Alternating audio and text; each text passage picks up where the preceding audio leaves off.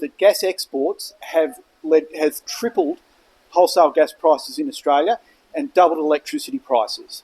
When these companies were trying to get their projects approved, they told Australians that we would have abundant gas at low prices and endless economic benefits. None of that was true. What we've had instead is rolling gas shortages, skyrocketing gas and electricity prices, manufacturing closures, job losses, and a massive transfer of wealth from ordinary Australian households and businesses and manufacturing to multinational gas companies. We've had successive governments in Australia allowing the export of vast amounts of our gas to the global spot market instead of going to Australians. And they've allowed these companies to price gouge Australians for our own gas. The gas industry is ripping Australians off, and our governments are letting them.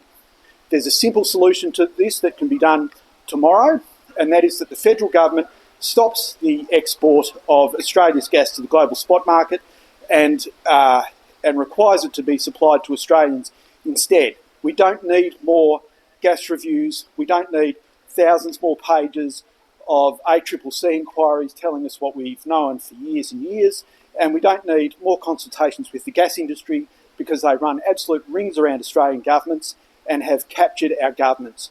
What we need is for our government to stand up for the interests of Australians, not keep fawning to multinational foreign-owned gas corporations. I'll hand over to Senator Pocock.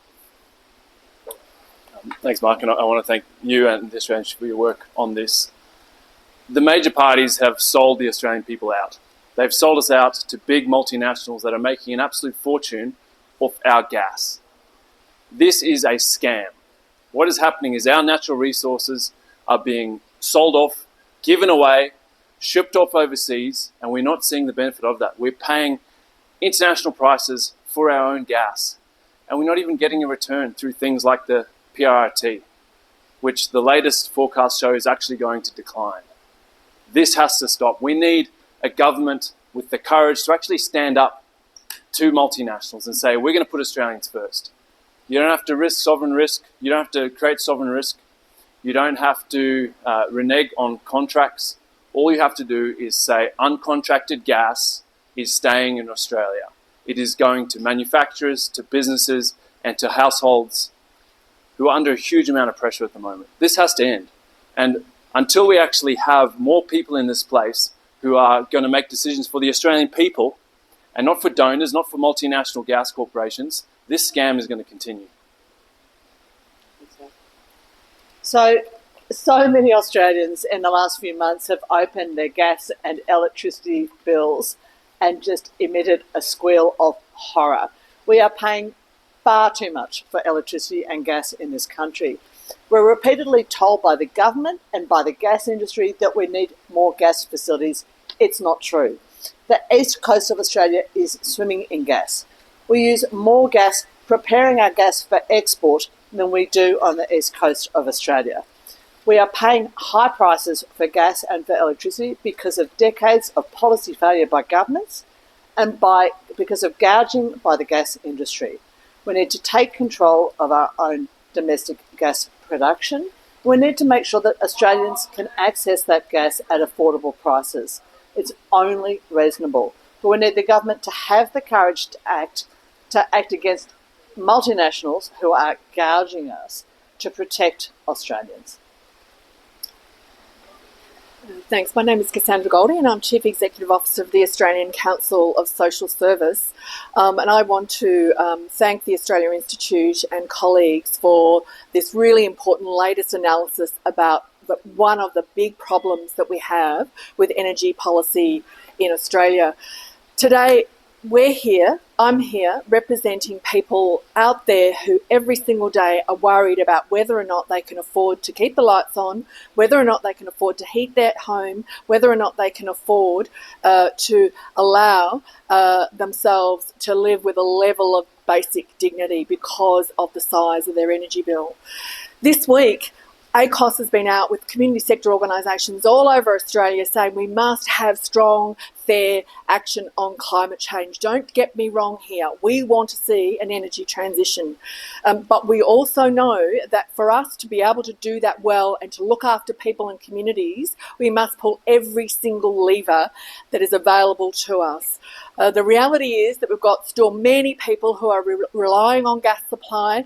The Albanese government in its first term invested, and we warmly welcomed it, about $800 million in starting to do energy performance upgrades to move to electrification for households. But we've still got many, many households that are heavily relying on gas supply, and they are paying far too much for their energy supply. And so we are urging the federal government and all sides of politics to come together again today to say, let us pull another big lever and let's make the most of the gas supply that we have available and make sure that that is a part of the solution to fixing people's energy bills and making sure that everybody can live with dignity and not be crushed by the size of that bill when it comes in. Thanks.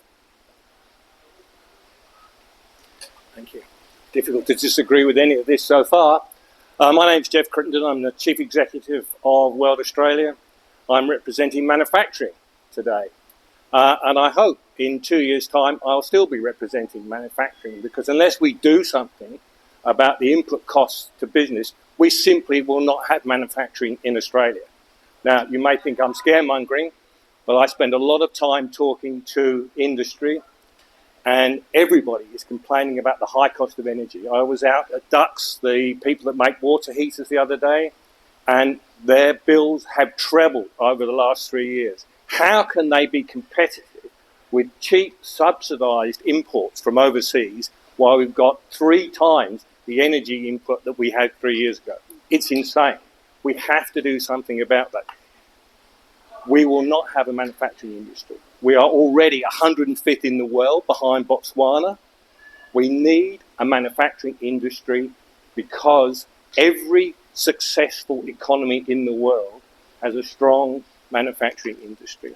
We don't. We're going down. And I feel when I get up in the morning that I'm standing and staring over the abyss, because that's where we are at the moment. We have to do something about energy prices, about cheap foreign imports.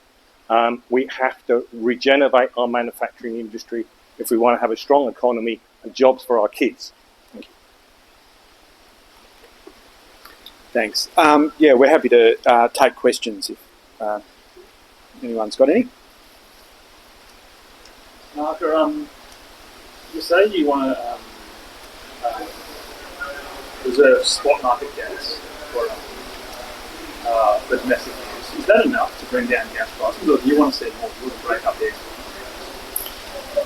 export? We don't need to break up the export contracts. There's vast amounts of uncontracted gas, surplus gas, that's not under contract, that's currently being sent overseas to the global spot market ahead of it going to Australian customers. And that enables these companies to engineer gas shortages so they can use the arguments to get their new projects approved, and it also helps them to throttle the domestic market and drive up gas prices. These big foreign-owned companies exporting our gas are ripping us off, and our governments are letting them. What about the structural problem in terms of getting the gas from Queensland to Victoria, say in the winter? There's just not enough capacity. What should we do? Well, APR are already expanding the pipeline capacity to transport the gas. One of the big problems is that Victoria's gas reserves have diminished more quickly because the entire east coast is interconnected. So more gas is so the Victorian fields which supply New South Wales and Victoria have depleted more quickly because of gas exports, which is hastening the demise, the depletion of our domestic gas reserves, and there's not a lot of gas left to find, and in terms of getting enough gas for those peak moments, it's an issue of storage and pipeline capacity, which are issues that can easily be solved, and but in the meantime we need to divert gas that that we're exporting to the global spot market ahead of Australians back to Australian customers.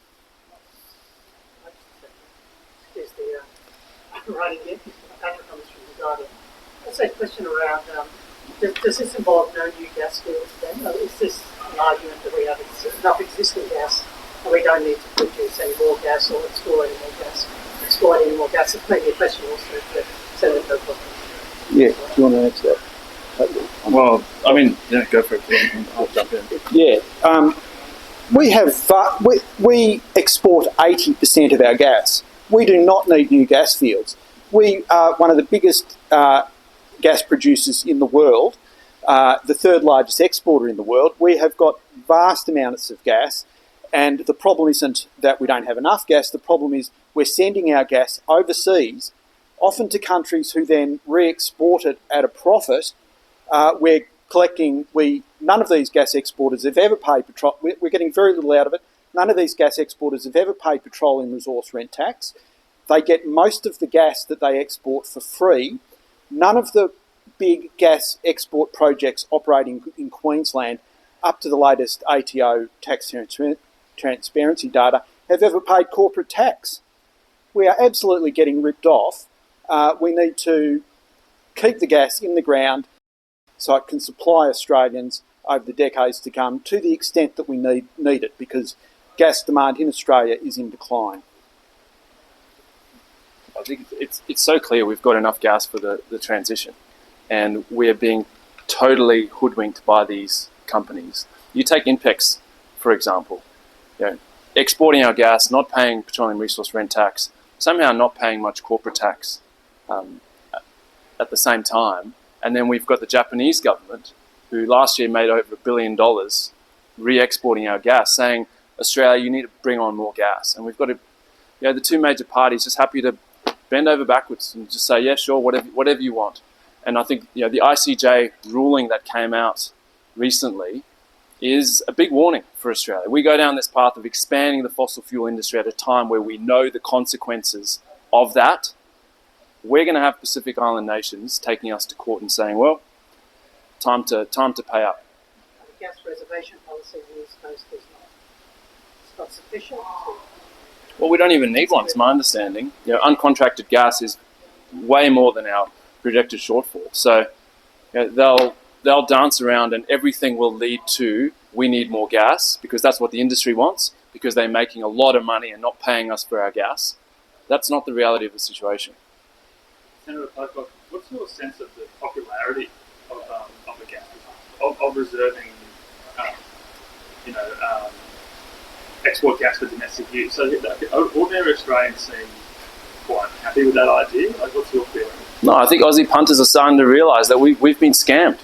We are being totally scammed out of revenue from our natural resources. These are finite resources. Once they're gone, they are gone.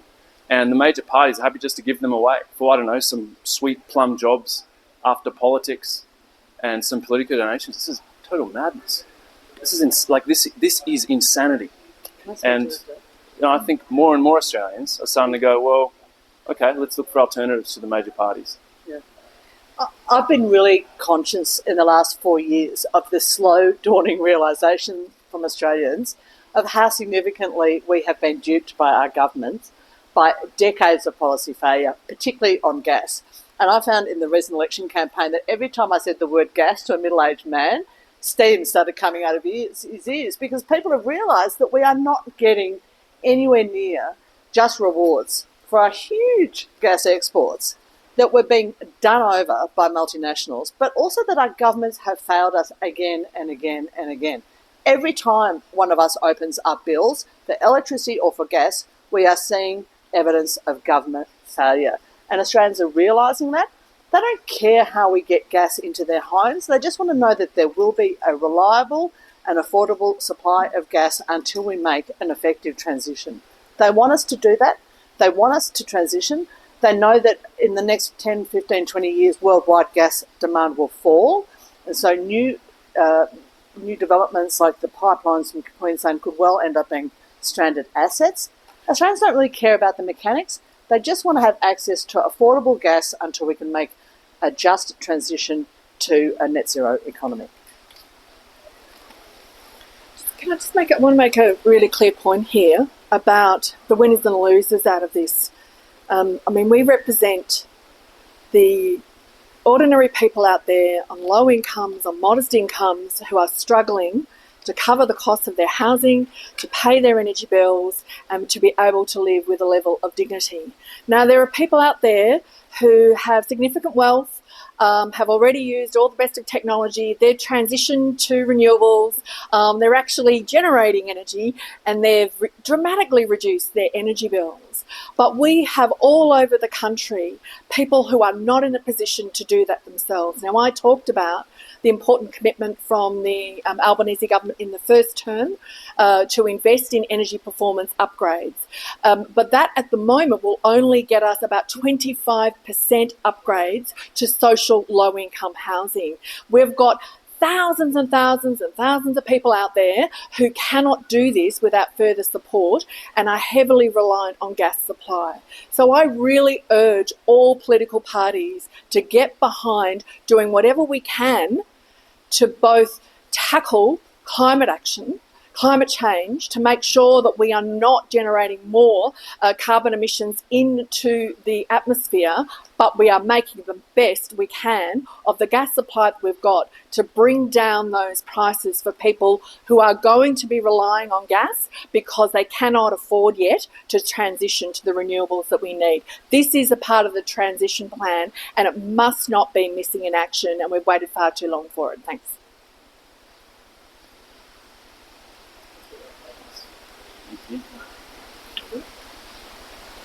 Thank you. Okay. Great. Thanks so much. Thank you. Thanks so much. Yeah, no, you guys, you got me, so thanks so much. It's good.